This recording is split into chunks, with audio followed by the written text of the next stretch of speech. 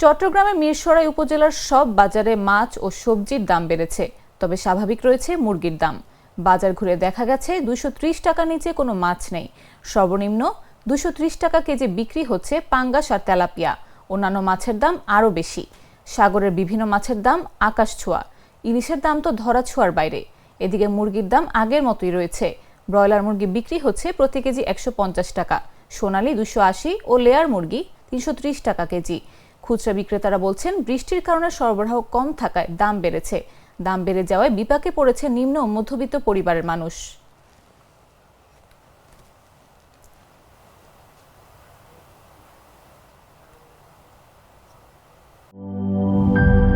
Colour expert, George sap এবং mild on hands technology সমৃদ্ধ Orix crystal wash আপনার laundry expert.